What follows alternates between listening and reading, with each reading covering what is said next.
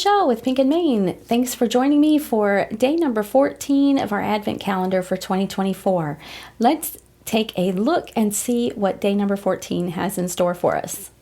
First, I thought I'd show you the little shaker card that we made yesterday.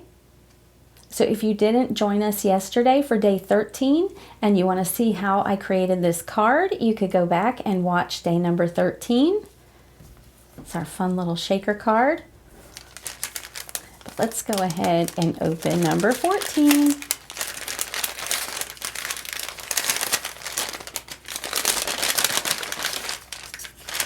Oh, yes. So we opened that adorable lion stamp set yesterday. So today we have the coordinating dies for that stamp set. That's terrific. So now we can create with that stamp set and we can cut it out after we've colored it. All right. Thanks again for joining me opening day number 14. I hope you'll join me again tomorrow.